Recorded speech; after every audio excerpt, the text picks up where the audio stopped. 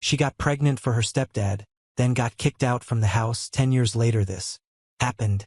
You filthy disgrace. You are no daughter of mine. I wish you had never been born. Take your shame and get out of this house, and never show your face here again.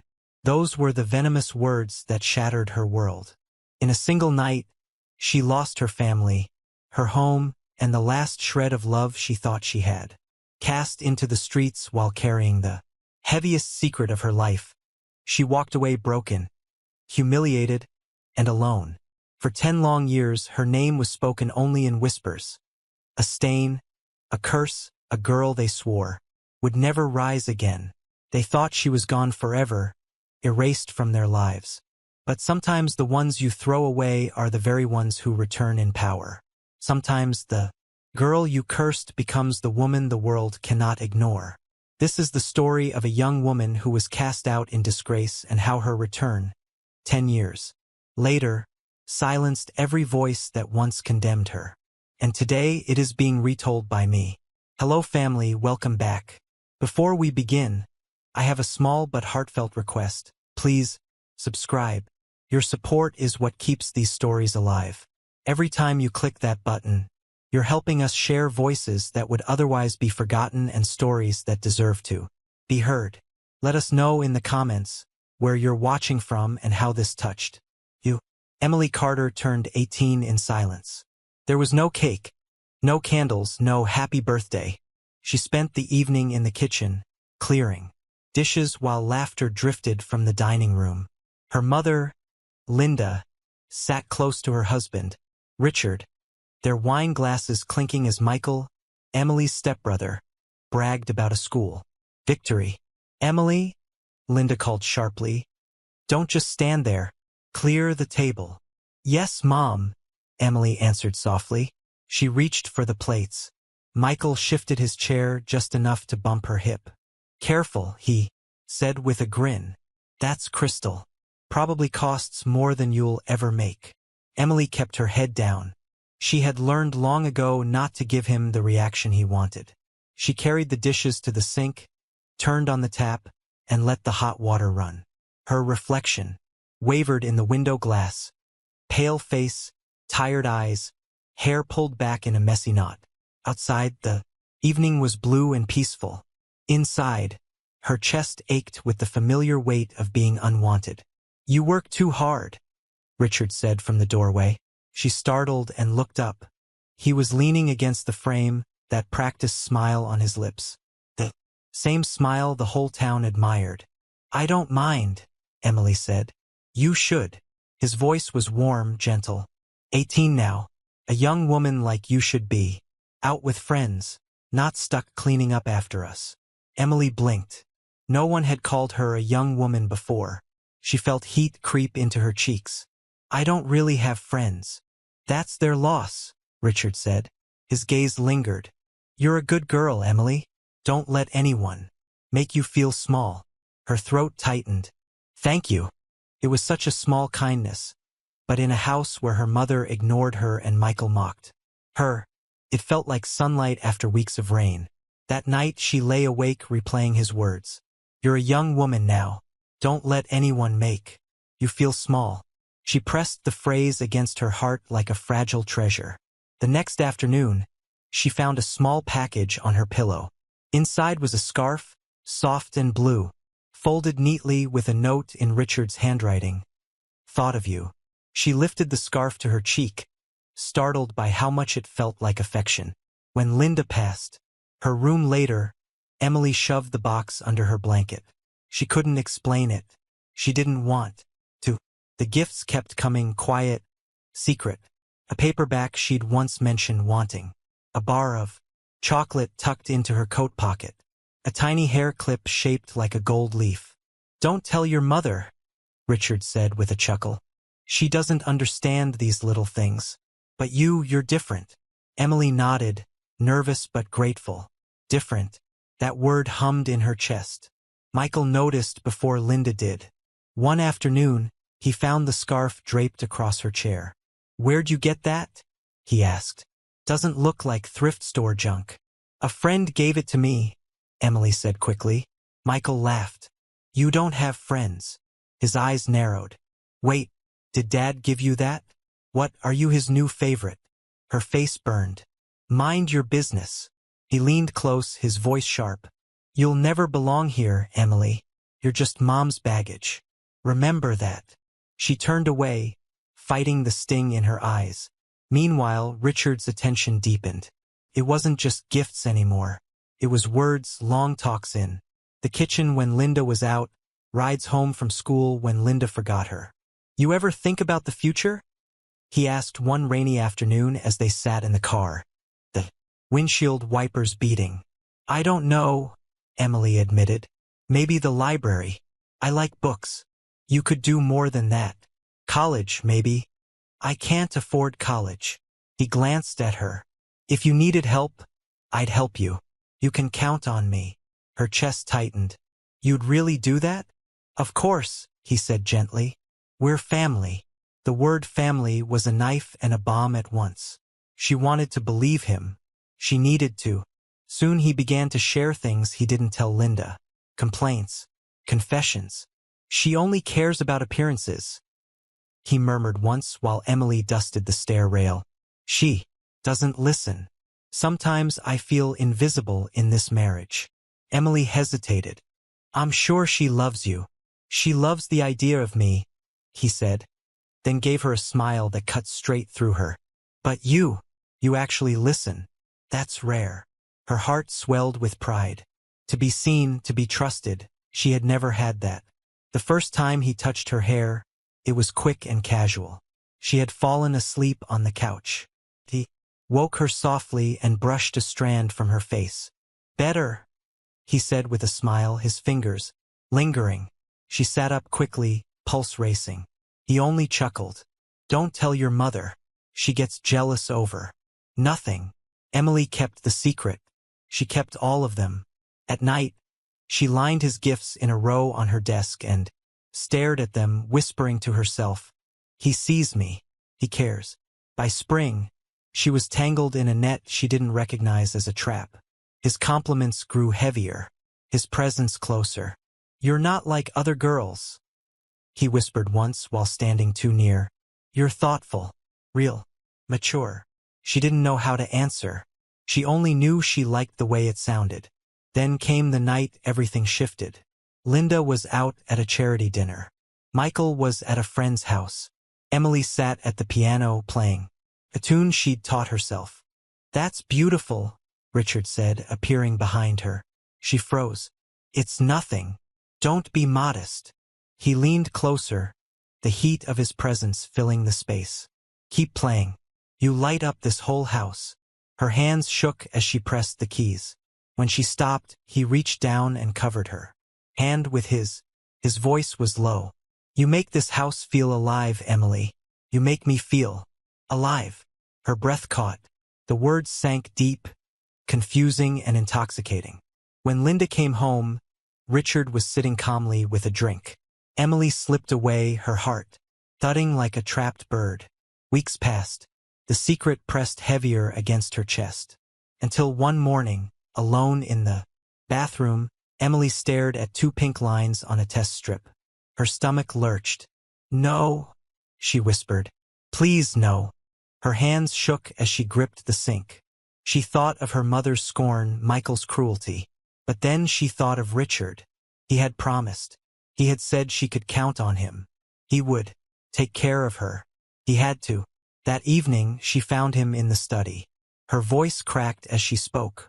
Richard, I need to tell you something. I'm pregnant.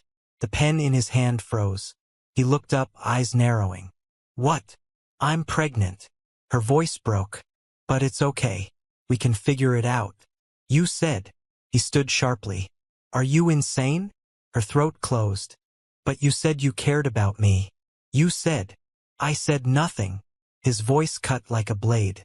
You stupid girl. Do you think anyone will believe you? If you tell, I'll say you tried to seduce me. Who do you think they'll trust? Me, the respected Richard Carter? Or you, the unwanted daughter your mother can barely stand? Tears blurred her eyes. Please don't. You're nothing, he snapped. And you will keep your mouth shut. Emily's knees buckled. The room spun. She realized then that she had never been loved. Only used. But the worst betrayal was yet to come. If you haven't subscribed yet, we'd love for you to join our community by hitting the subscribe button. Through our stories, we build hope and give a future to children and women who have been abused all over the world. Motivate us by subscribing and turning on your notification bell so you never miss a story that matters. Also, let us know in the comments, where are you watching from, and how did this story speak to you? Emily's breath came in broken gasps as Richard stepped past her. His face calm again, like the storm had never happened. Where are you going? She whispered. To fix this, he said. Before you destroy everything. Her stomach twisted. Fix this? She hurried after him, her voice desperate. Richard, please, don't tell her. Please. He didn't answer. He strode down the hallway and into the living room, where Linda was flipping through a glossy magazine, circling dresses she couldn't afford but dreamed of wearing. Linda, Richard said heavily, hand on his chest. We need to talk. It's about Emily. Linda looked up, annoyed. What now? Richard sighed, his face a portrait of wounded dignity. She came to me with a shocking claim. She said she's pregnant, and she insists it's mine. The magazine slipped from Linda's hands. What? I didn't want to tell you, he said, lowering his head. But I couldn't let this go unspoken. She's been acting strangely for months. I thought I could guide her, but she crossed a line. She threw herself at me, Linda. I rejected her. And now this is how she punishes me. Linda's face went pale, then red with fury. Her body shook as she shot to her feet. Emily, she shouted, her voice like a whip. Get in here this instant. Emily stumbled into the room, her hands trembling. Richard stood calm, sorrow written on his face like an actor playing a part. Linda's eyes blazed. Tell me this isn't true, Linda demanded. Tell me you didn't say this filth about my husband. Mom, Emily's voice cracked. Please listen. He's lying. He tricked me, Shut your mouth, Linda snapped. Do not speak another word. Mom, I'm telling the truth, Emily cried. He's not who you think. The truth. Linda's laugh was wild and sharp. You don't know the meaning of the word. Do you have any idea what this man has done for us? He gave us a home. He gave you food, clothes, everything you have. And this is how you repay him? With this disgusting lie. It's not a lie, Emily sobbed. I'm pregnant and… The crack of the slap silenced her. Linda's palm struck across her daughter's face with all the fury of betrayal. Emily staggered, clutching her cheek, tears streaming down her face. You filthy disgrace, Linda screamed. You are no daughter of mine. Mom, please, Emily begged, her knees buckling. I didn't ask for this. He said he loved me. Stop it, Linda roared. Stop poisoning my ears with your filth. How dare you accuse this man, this good man, of such a thing? You've always been jealous, always seeking attention. But this is evil. Richard lowered his head, sighing like a martyr. I only wanted what's best for her, but she twisted it. You hear that? Linda cried. Even now he tries to protect you, and you still spit on his name. Michael appeared at the doorway, his grin spreading as he caught the scene. What's going on? Your sister, Linda spat, is accusing your father of unspeakable things, and now she claims she's carrying his child. Michael's jaw dropped, then twisted into laughter. You're kidding. She actually said that. It's not a joke, Emily cried. He's lying, Mom. Please believe me. Michael clutched his stomach, laughing harder. Oh my God, you really have lost it. Everyone at school is going to love this. I can't wait to tell them. Don't you dare, Emily started, but her voice broke. Michael leaned close, his eyes gleaming. Newsflash, Emily. You'll always be nothing. You couldn't get friends, so you tried to steal Dad? Pathetic. Enough, Linda snapped. She's leaving. Emily's chest tightened. Leaving? Where am I supposed to go? You should have thought of that before you brought shame into my house, Linda hissed. Pack your things. You're done here. Mom, please, Emily whispered, tears falling freely. I have nowhere. You have nothing here, Linda interrupted coldly. You are nothing to me. The words cut deeper than any slap. Emily's body shook with sobs. She turned to Richard, desperate, her voice breaking. Please, say something. Tell her the truth. Richard only shook his head slowly. His eyes filled with false pity. I'm sorry, Emily, but you need help. This fantasy of yours, it's gone too far. Her knees gave way. She sank to the floor, clutching her stomach, sobbing. Why are you doing this to me? Richard didn't answer. Michael laughed again, enjoying every second. Linda pointed at the door, her hand trembling with rage. You filthy disgrace, she screamed. You are no daughter of mine. I wish you had never been born. Take your shame and get out of this house, and never show your face here again. The words echoed, final and cruel. Something inside Emily cracked. She rose slowly, her legs unsteady. She wiped her tears with shaking hands and turned toward her room. Upstairs, she packed a small bag, a change of clothes, a toothbrush. She reached under her bed and pulled out the shoebox of gifts Richard had given her, the scarf, the book, the hair clip. She stared at them, her chest heaving. For a moment she thought of taking them, proof of everything he had done. But then disgust overwhelmed her. She left the box on the floor. She zipped the bag and stood. Her room looked emptier than it ever had.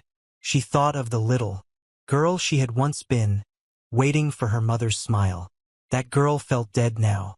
At the front door, she hesitated. The house was silent, except for the faint murmur of Richard's voice comforting Linda and Michael's cruel laughter upstairs. Emily placed her hand on her belly. She was 18. She was pregnant. She was alone. Her throat burned as tears threatened again. But somewhere inside, something hardened. A thin line of steel ran through her, trembling but unbreakable. She opened the door. The night air rushed in, cold and sharp. Behind her, Linda shouted one last time, "Go! And don't you ever come back." The door slammed shut as Emily stepped into the darkness. The porch light flickered overhead, casting her shadow down the walkway.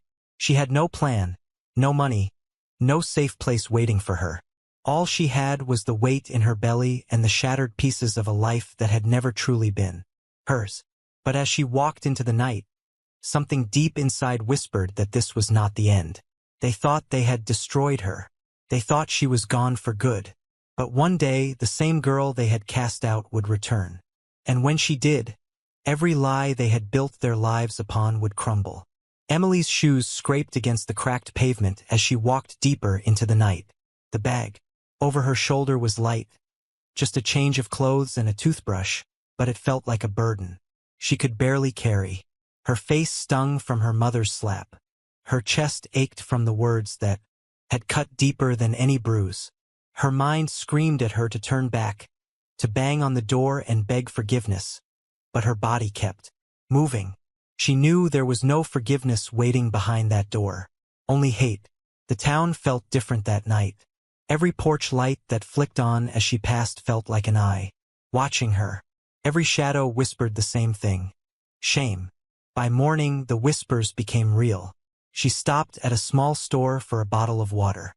As she left, she heard the shopkeeper's wife whisper to another woman at the counter, "That Carter girl, did you hear? They say she tried to seduce her stepfather." "No," the other gasped. "And now she's carrying his child." Disgusting. Emily froze, the bottle shaking in her hand. Her face burned as she hurried down the street. But the voices followed. By the time she reached the bus stop, 2 teenagers were snickering. "She's the one," one whispered loudly. "The girl who slept with her stepdad." Her stomach twisted. She pulled her hood tighter around her head and walked away. The whispers clinging like smoke. The curse of her name had begun. Over the next weeks, Emily drifted. She found work cleaning houses, washing dishes in a diner, folding laundry in a motel. She was grateful for the wages but never stayed long. Word always spread. Customers whispered. Coworkers snickered. Landlords stared at her belly and shook their heads. One night, exhausted after scrubbing floors until her knees ached, she sat on a park bench and pressed her hand to her stomach. "I can't do this," she whispered. The thought came unbidden. Give the baby up. Let someone else bear the burden. She was too young, too broken. What kind of life could she give a child? But then the tiniest flutter moved inside her. A small kick like a knock from the other side. Tears filled her eyes. "I'll keep you," she whispered fiercely. "No matter what. You'll have the life I never had." It was a promise she clung to even as the world spat on her name. One evening, hungry and exhausted, she fainted while mopping a diner floor. When she woke, she was in a small, tidy living room that smelled faintly of lavender. An elderly woman sat beside her, knitting in a rocking chair. "Easy now," the woman said kindly. "You're safe." Emily tried to sit up. I should go. I don't want to trouble you." "Nonsense." The woman's eyes were kind, steady. "My name's Mrs. Wilson. I found you, collapsed outside the diner. You're in no condition to be wandering the streets." Emily's throat tightened. "I can't pay." "I didn't ask for money," Mrs. Wilson said firmly. "I asked if you were all right." No one had asked her that in months. Emily burst into tears. Mrs. Wilson set down her knitting and drew the girl into her arms, rocking her gently like a child. "There now," she murmured. "You're not alone anymore." Emily stayed with Mrs. Wilson from that night on. The old widow had a modest house on the edge of town, filled with photographs of children and grandchildren who lived far away. She gave Emily a spare bedroom and hot meals. "You can help me around the house if it makes you feel better," Mrs. Wilson said. "But don't think for a second you owe me. I know what it's like to be cast aside." Emily worked in the garden, cooked meals, and cleaned, grateful for the roof over her head. She told Mrs. Wilson everything. The manipulation, the betrayal, her mother's cruelty. The old woman listened without judgment. "That man took advantage of you," Mrs. Wilson said softly, "and your mother chose blindness over love. But their choices don't define you. Yours will." The words sank into Emily like water into parched soil. For the first time since being cast out, she felt the faint flicker of hope. Months passed. Emily's belly grew heavy.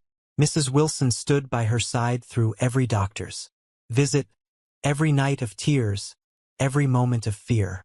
And one cold autumn morning, Emily gave birth to a daughter. The moment she heard the baby cry, Emily's heart split open. She cradled the tiny bundle in her arms, her tears falling onto the soft blanket. "Grace," she whispered. "Your name is Grace." Mrs. Wilson smiled, her wrinkled eyes shining. "A fitting name. She'll be your saving grace." Emily held her baby close and vowed, silently and fiercely, that Grace would never know the pain of neglect, that she would never feel unwanted. Meanwhile, the Carters thrived. Richard and Linda played their roles well. At galas and church gatherings, they painted themselves as victims of Emily's betrayal. "She broke our hearts," Linda would say with a tragic sigh. "I have no daughter anymore." Richard would bow his head, the picture of sorrow. "We tried everything to help her, but she chose a dark path." The town pitied them. Neighbors shook Richard's hand, praised his strength. Linda was invited to more luncheons, more fundraisers. Their social standing soared, fed by the story of the ungrateful daughter who had ruined them. Emily heard these whispers whenever she ventured into town. Each one cut her deeper, but nothing hurt more than overhearing her mother's voice one day at the grocery store. "I only have one child," Linda told a friend with a sad smile. "Michael. I have no daughter." Emily stood frozen behind a shelf of canned goods, her baby in her arms. The words hollowed her. Her mother had erased her entirely. She hurried home, her chest aching, her eyes burning. Mrs. Wilson listened quietly as Emily sobbed. "She doesn't even say my name anymore," Emily cried. "She erased me, like I never existed." Mrs. Wilson touched her hand. "Then make your own name, Emily. Build a life where you're more than their lies. The best revenge against cruelty is survival." But fate had another twist waiting. One evening, as Emily sorted through a box of her late father's old things, one of the few possessions she had managed to keep, she found a faded legal document. Confused, she showed it to Mrs. Wilson. The old woman put on her glasses and read carefully, her brow furrowed. "Emily, this says your father left you a trust, a sizable inheritance." Emily's eyes widened. "But I never saw a cent. We never had money." Mrs. Wilson's expression darkened. "Because someone else took it. And I'd wager I know exactly who." Emily's stomach dropped. Richard. The man who had stolen her innocence had also stolen her future.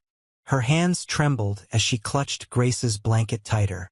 The whispers, the shame, her mother's cruelty, none of it compared to this final betrayal. The man who ruined her life had also stolen her birthright. And for the first time, Emily felt not just sorrow, but anger. Emily sat at Mrs. Wilson's kitchen table long after the old woman had gone to bed.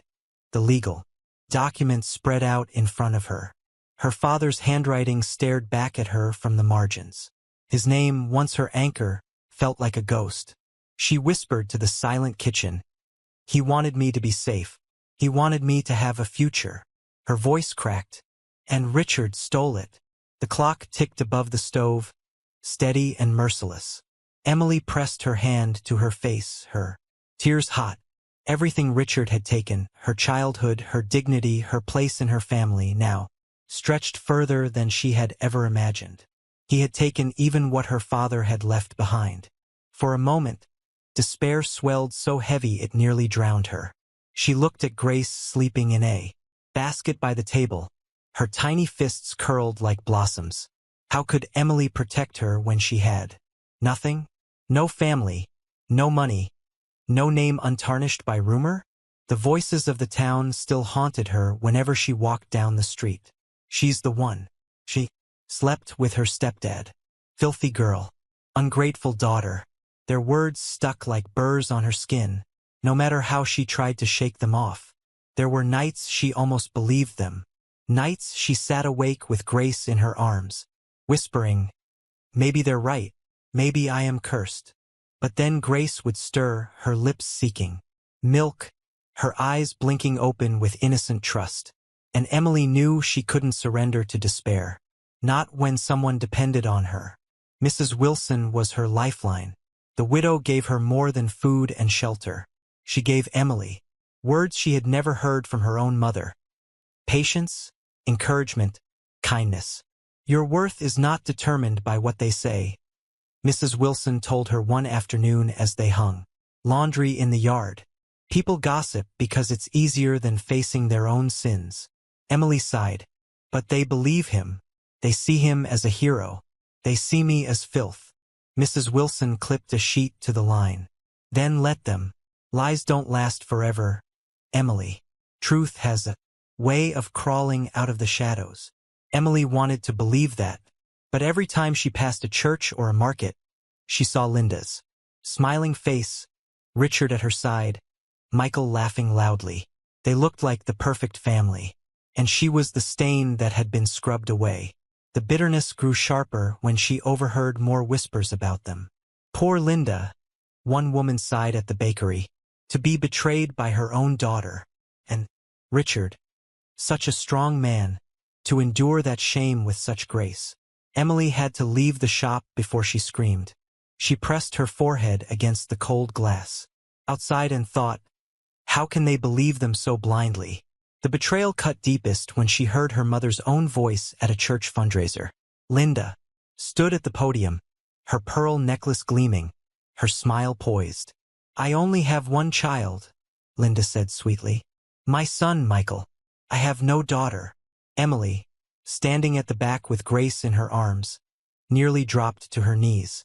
She pressed her lips to her baby's head, hiding her tears in the soft hair. She erased me, she thought. I'm dead to her. That night, she collapsed at Mrs. Wilson's kitchen table again, sobbing into her hands. She said, I don't exist. My own mother. Mrs. Wilson touched her shoulder. Then let her bury you in her lies, Emily. You will rise from them.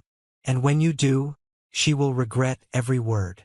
But Emily couldn't see that future yet. She was too busy surviving. The months dragged by. She scrubbed floors, mended clothes, washed dishes. Sometimes people refused to hire her when they learned her name. Sometimes she worked for pennies, enduring cruel jokes from men who thought her disgrace made her fair game. Once, a man at the diner leaned close while she wiped the counter. So, is it true? He whispered, with a smirk. You like older men?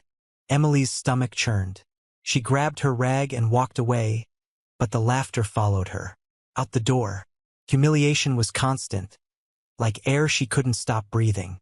But every time she thought of giving up, Grace's tiny hands reached for her, and Emily found a way to keep going. She began to sew at night, teaching herself with scraps Mrs. Wilson gave her. Little dresses for Grace, patched aprons for the kitchen. Soon, she sold a few pieces to neighbors who didn't care about gossip if the stitches were neat. It wasn't much, but it was a start. You're building something, Mrs. Wilson said proudly. One day, this skill might lift you higher than you imagine. Emily tried to smile, but the shadow of Richard still loomed, because now she knew what he had stolen.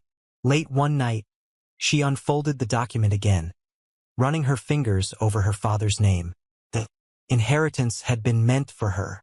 Enough money to go to college, to own a home, to build a life. Richard had taken it. He had stripped her not only of her present but her future. Rage pulsed in her veins, hot and new.